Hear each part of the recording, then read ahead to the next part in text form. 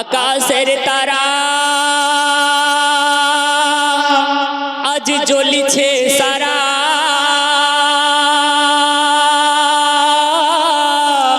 তোমার ইশারায় চাঁদে পারা পারা, তোমার ইশারায় চাঁদে পারা পারা। গরে হেরায় কুরআনের পারার, গরে হেরায় কুরআনের পারার। প্রতিটি সূরা তোমারই তরে। আল্লাহুম্মা। আল্লাহ তাআলা পাক রব্বুল ইজ্জত বলছেন, ওয়া মা আরসালনাকা ইল্লা রাহমাতাল লিল আলামিন। তো নবী কেমন রাহমাতাল লিল আলামিন একটু লক্ষ্য করুন। আমার আকা মুস্তাফা যখন দৈনন্দিন ফজরের নামাজ আদায় করার জন্য মসজিদের দিকে চলে যেতেন, আপনারা আমরা শুনে থেকেছি, জেনেছি, শুনেছি, আবারও শুনছি। একজন বুড়িমা দৈনন্দিন রাস্তার মধ্যে কাঁটা বিছিয়ে রাখতো, দৈনন্দিন কাঁটা বিছিয়ে রাখতো যাতে করে ওই রাস্তা দিয়ে নবী মুস্তাফা এই রাস্তা দিয়ে ফজরের নামাজ আদা না করতে পারে। নবী মায়ার নবী দয়ার নবী আমার, লক্ষ্য করে দেখুন যে নবী দৈনন্দিন যেতেন ওই কাঁটাটাকে রাস্তা থেকে সরিয়ে ফজরের নামাজ আদা করার জন্য মসজিদের দিকে রওনা হয়ে যেতেন। ও মুসলমান, আজকে আপনি বাড়ির মধ্যে আছেন, যখন আকাশ থেকে বর্ষণ হতে আরম্ভ করেছে পানি বর্ষণ, আপনি সেই জায়গায় স্থির হয়ে গেলেন নামাজ আদা করার জন্য। মসজিদের দিকে আপনি চললেন না, মসজিদের দিকে আপনি যাচ্ছেন না। আমার দয়ার নবী মায়ার নবী আমার যখন বাড়ি থেকে বের হয়ে মসজিদের দিকে রওনা হয়ে যেতেন, পথিমধ্যে কাঁটা তিনি দেখতে পেতেন। ওই কাঁটাখানাকে যখন সরিয়ে দিতেন, কাঁটা সরিয়ে দেওয়ার পরে নবী মুস্তাফা নামাজ আদা করতে চলে যেতেন। এরকম কয়েকদিন ঘটতেছে। নবী মুস্তাফা যখন যাচ্ছেন তো যাচ্ছেন, একদিন দেখতে পেয়েছেন ওই রাস্তায় আর কাঁটা বিছানো নাই। নবী মুস্তাফা চিন্তা করতে আছেন, দৈনন্দিন কাঁটা এখানে থাকতো, আমি নবী নিজের হস্ত দ্বারা ওই কাঁটাখানাকে দূরে সরিয়ে দিতাম, কিন্তু এখন কাঁটা আমি দেখতে পেলাম না। কাঁটাটা গেল তো গেল কোথায়? কে বা কাঁটা বিছাতো? নবী মুস্তাফা, যে নবীকে আল্লাহ তাআলা পাক রব্বুল ইজ্জত ইলমে গায়বের সংবাদদাতা করে প্রেরণ করেছেন। মুসলমান লক্ষ্য করে দেখুন, নবী মুস্তাফার বুঝতে আর বাকি থাকলো না, যে বুড়িমা কাঁটা বিছাতেন সেই বুড়িমা আজকে আর কাঁটা বিছানোর জন্য এখানে আসেনি। নবী মুস্তাফা চিন্তা করতে আছেন, ওই বুড়িমা নিশ্চয় আজকে কোনো না কোনো প্রবলেমের সম্মুখীন হয়েছেন। এই জন্য নবী মুস্তাফা সেই জায়গায় দাঁড়িয়ে দাঁড়িয়ে একবার চিন্তা করলেন। আর নামাজ আদা করার পরে খোঁজ করতে করতে করতে করতে ওই গন্তব্যে পৌঁছতে আছেন। জিজ্ঞাসা করতে আছেন, বলো বলো বলো ওই বুড়িমার বাড়িটা কোথায় তোমরা বলো। ওই বুড়িমাকে আজকে আমি যোগাযোগ করতে চাই, বুড়িমার সঙ্গে আমরা দেখা করতে চাই, ওই বুড়িমার সঙ্গে দেখা করতে চাই। আমি খুব সংক্ষেপে বলছি, কারণ আমার সময় প্রায় শেষের দিকে, যেহেতু আমাকে বলে দেওয়া হয়েছে।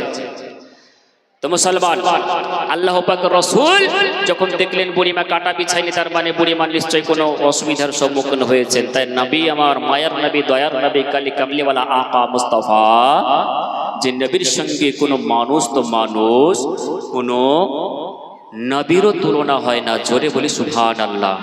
হযরতে আদম আলাইহিস নবিয়্যিনা সালাতু তাসলিম দুনিয়ার জমিনে যখন পাঠানো হয়েছিল, জান্নাত থেকে যখন বহিষ্কৃত করে যখন দুনিয়ার জমিনে প্রেরণ করা হয়েছিল, তো মুসলমান হযরতে আদম আলাইহিস নবিয়্যিনা সালাতু তাসলিম 1 বছর 2 বছর করে কান্না করতে করতে কমবেশি 300 বছর কান্না করেছিলেন। জোরে বলি সুবহানাল্লাহ।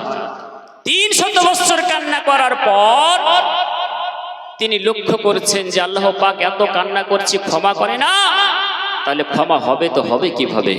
আল্লাহ পাকের কাছে তখন তিনি এইবারে সর্বশেষ প্রচেষ্টা চালালেন, আর প্রচেষ্টা চালিয়ে এইবারে আল্লাহ পাকের কাছে বলছেন, আল্লাহ তোমার সেই মুহাম্মাদের দোহাই দিয়ে বলি, আল্লাহ তুমি আমাকে ক্ষমা করে দাও। জোরে বলে সুবহানাল্লাহ, আরো জোরে বলুন সুবহানাল্লাহ, হাত উঠিয়ে বলুন ইয়া রাসূলুল্লাহ। যে সমস্ত জায়গাগুলো ফাঁকা আছে আপনারা পূরণ করুন। মুসলমান, আল্লাহ তাআলা পাক রব্বুল ইজ্জত এবারে হযরত আদম আলাইহিস নবীকে সালাতু তাসলিমকে বলছেন যে আদম, এই মুহাম্মদটাকে তো আমি সৃষ্টি করেছি ঠিকই, কিন্তু এখন পর্যন্ত জাহির করিনি, মানে প্রকাশ করিনি। কিন্তু তুমি এই মুহাম্মদ নামটা কোথা থেকে পেয়েছো? মুহাম্মদ নামটা কোথা থেকে তুমি জেনেছো? মুহাম্মদ নামটা তুমি কোথা থেকে কালেক্ট করেছো? তখন সঙ্গে সঙ্গে হযরত আদম আলাইহিস নবীকে সালাতু তাসলিম বলতেছেন যে আল্লাহ এই নামটা আমি এক জায়গায় দেখেছি। নারায়ে তাকবীর, নারায়ে তাকবীর, নারায়ে রিসালাত, মাসলাকে আলা হযরত, দ্বীন ইসলাম, উলামায়ে আহলে সুন্নাত। নারায়ে তাকবীর, আরো জোরে বলো নারায়ে তাকবীর, নারায়ে রিসালাত, মাসলাকে আলা হযরত। তো মুসলমান, আল্লাহ তাআলা পাক রব্বুল ইজ্জত কে হযরত আদম আলাইহিস নবীকে না সালাতু তাসলিম বলছে, আল্লাহ যখন আমি মূর্তি রূপে ছিলাম, ওই মূর্তি থেকে যখন আমার ওই মূর্তিটাতে দেহ, আমার ওই দেহখানাতে যখন রূহ দেওয়া হয়েছিল, রূহ প্রবেশ করে দেওয়া হয়েছিল, আমি নিজের চক্ষু দৃষ্টি পেয়েছিলাম। চক্ষু দৃষ্টি যখন আমি খুলেছি, আসমানের দিকে লক্ষ্য করেছি, তো আসমানের দিকে একটা শব্দ লেখা ছিল, লা ইলাহা ইল্লাল্লাহ মুহাম্মাদুর রাসূলুল্লাহ সাল্লাল্লাহু তাআলা আলাইহি ওয়াসাল্লাম। জোরে বলি সুবহানাল্লাহ। আল্লাহ গো, আমি জানি না সে মুহাম্মদকে, কিন্তু তোমার নামের সঙ্গে যখন অ্যাটাচ অবস্থায় দেখতে পেয়েছি, তোমার নামের সঙ্গে যখন সংযুক্ত অবস্থাতে আমি দেখতে পেয়েছি, তখন আমি এই মুহাম্মদের নামখানাকে উচ্চারণ করলাম। জোরে বলি সুবহানাল্লাহ।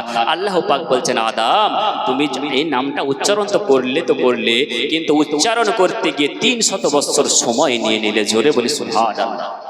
এই নামখানা উচ্চারণ করতে গিয়ে 300 বছর তুমি সময় নিয়ে নিলে। যদি আগেই উচ্চারণ করতে, তাহলে তোমার নবীর দোহাই, মানে মুহাম্মাদের দোহাই যদি কেউ দিয়ে প্রার্থনা করে, আমার আকা মুস্তাফার দোহাই দিয়ে, ওসিলা দিয়ে যদি কেউ প্রার্থনা করে, ওই প্রার্থনা 100% আল্লাহ পাকের দরবারে কবুল হবে। জোরে বলি সুবহানাল্লাহ। তাই কবি কি বলে, আরে সৃষ্টি প্রথম হয়ে আদম দেখলো আরশেতে, ইল্লাল্লাহর পরে কাহার নামটি আছে সাথে, অধীর হালে আদম বলে বলো গো আহাদ, লা ইলাহার মাঝে আবার কে এই মুহাম্মদ। সৃষ্টি প্রথম হয়ে আদম দেখলো আরশেতে, ইল্লাল্লাহর পরে কাহার নামটি আছে সাথে, অধীর হালে আদম বলে বলো গো আহাদ, লা ইলাহার মাঝে আবার কে এই মুহাম্মদ। কে মুহাম্মদ? আল্লাহ পাক এবার বলছেন কি, বলে আদমে খুদা ও যে মোর নূরুল হুদা। আরো জোরে, আরো জোরে বলে আদমে খুদা ও যে মোর নূরুল হুদা। আর যার আকীদায় আজ পয়দা করিনু তোমায়, যার আকীদায় আজ পয়দা করিনু তোমায়, জিনের মতো অবিরত রবে না ফিতনায়, মোর ফরমান মানাই ঈমান জানিবে সদাই। আইরে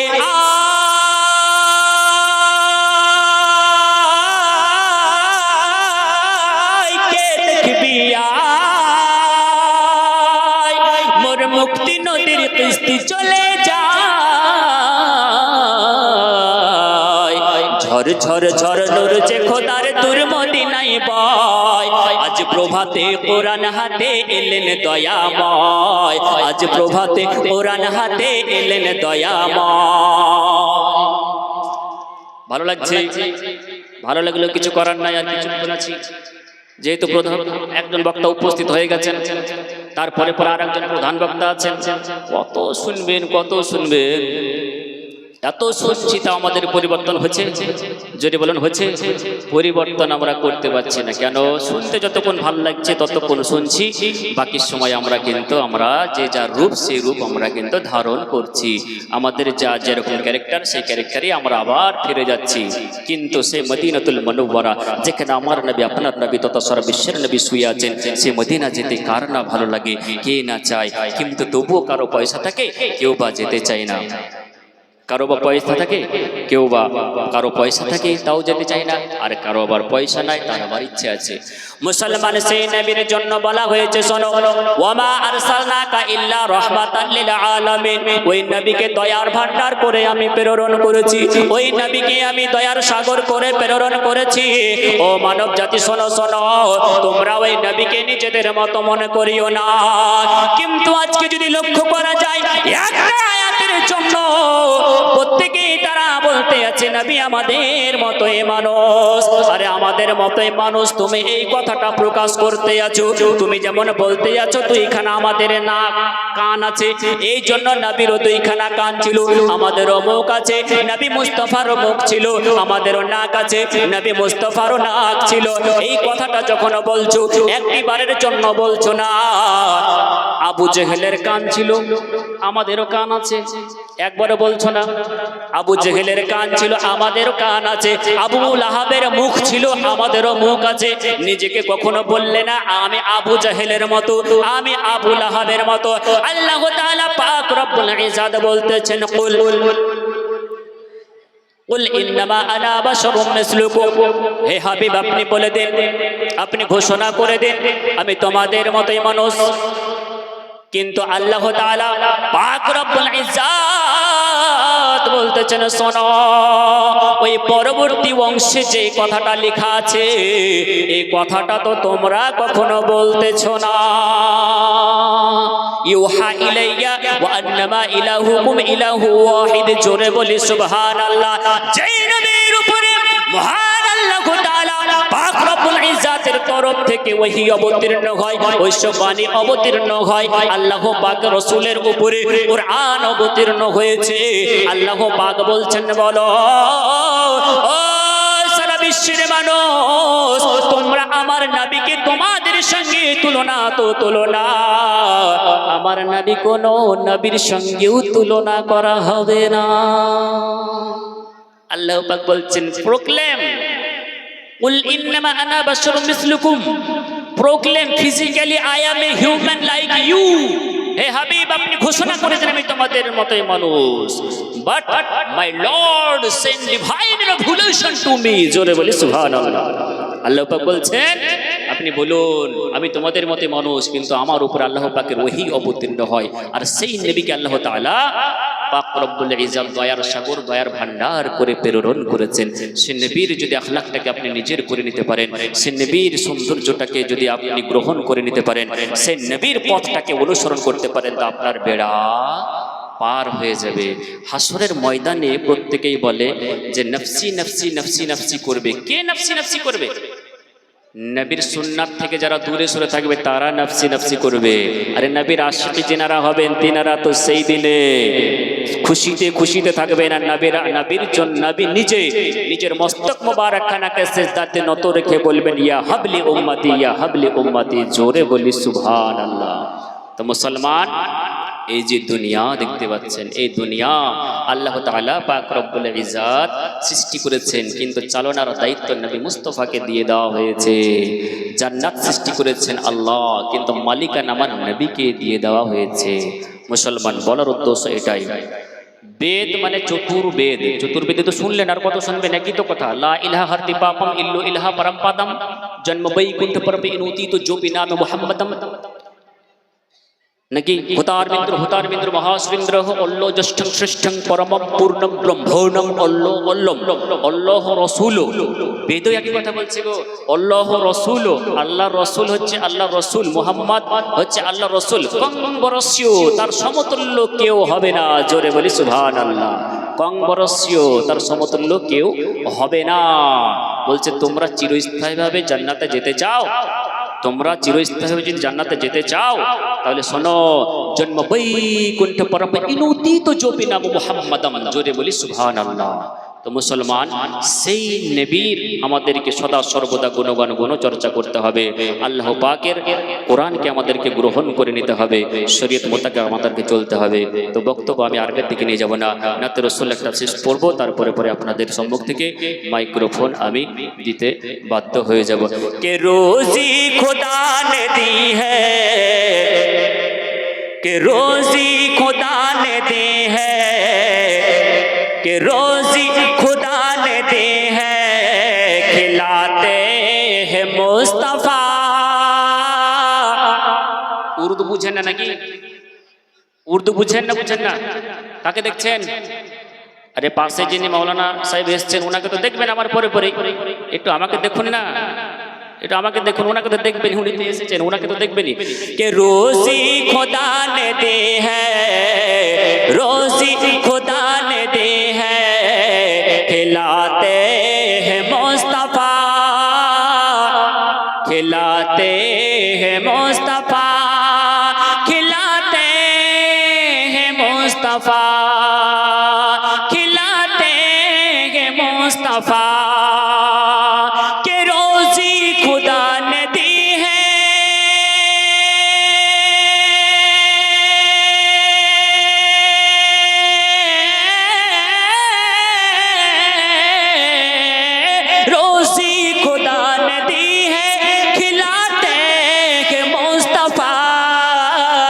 दुनिया है खुदा के, दुनिया है खुदा के, चलाते हैं मुस्तफा, दुनिया है खुदा के, चलाते हैं मुस्तफा, रोजी खुदा ने दी है, खिलाते हैं मुस्तफा। মানে বুঝতে পারছেন না? মানে বুঝতে পারেননি? বুঝতে পারলে সুবহানাল্লাহ বলতেন। যাকে এখান থেকে স্টপ করে দিচ্ছে, একটা বাংলা নাত পড়েছি, 2 কলি পড়বো কি পড়বো? মেলা নাত পড়া এসেছে, 2টা সাইর ইসলাম আছে, ইনিও নাত পড়বেন, 2 জন আছেন তেনারাও নাত পড়বেন। তো যাই নিয়ত করেছিলাম যে উর্দু নাটটা কমপ্লিট করবো, তো ইনকমপ্লিট যেহেতু থেকে গেল, তাই আমি বাংলা 2 কলি আপনাদের সম্মুখে তেলাওয়াত করছি, তারপরে পরেই আমি বক্তব্য ছেড়ে দেবো। তার আগে আপনাদের কাছে ক্ষমা প্রার্থনা হচ্ছে যে বলার মধ্যে এবং ভাষার মধ্যে যদি ভুল ত্রুটি হয়ে থাকে তো ক্ষমা প্রার্থী, আমাকে আপনারা ক্ষমা করে দেবেন। আর তার সঙ্গে সঙ্গে আপনারা প্রত্যেকেই আমার জন্য দোয়া করবেন। 2 কলি নয়, 1 কলি আপনাদের সম্মুখে তেলাওয়াত করব। কে ঈমানের পথে অবিচল থেকে মরণ আমার যেন হয়। জোরে বলুন আল্লাহুম্মা আমিন। সব জায়গায় সুবহানাল্লাহ বলতে হয় না, এটা দোয়া, মন থেকে কামনা। কে না চাই ইমানের হালাতে ইন্তেকাল করতে? ইমানের পথে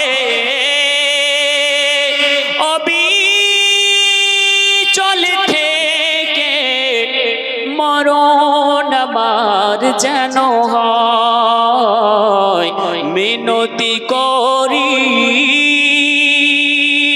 ও গো বারি, ও গো রহিম দয়াময়। ইমানের পথে অবিচল থেকে মরণ আমার যেন হয়, মিনতি করি ও গো রহিম, ও গো মহিম দয়াময়। ভালো লাগছে?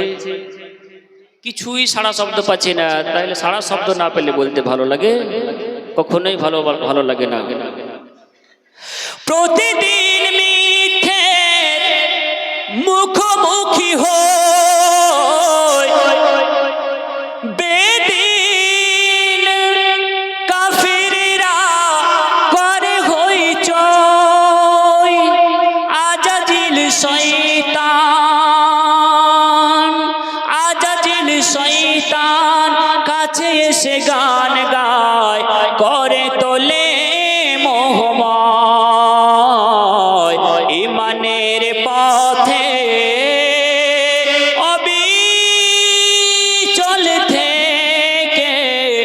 মরণ আমার যেন হয়। জোরে বলুন আল্লাহুম্মা আমিন। বলার মধ্যে এবং ভাষার মধ্যে যদি হয়ে থাকে ভুল ত্রুটি তো ক্ষমাপ্রার্থী। আসসালামু আলাইকুম ওয়া রাহমাতুল্লাহি তাআলা ওয়া বারাকাতুহু। আল্লাহুম্মা সাল্লি আলা সাইয়্যিদিনা মাওলানা মুহাম্মদ ওয়া আলা আলি সাইয়্যিদিনা মাওলানা মুহাম্মদ সাল্লাল্লাহু তাআলা আলাইহি ওয়াসাল্লাম।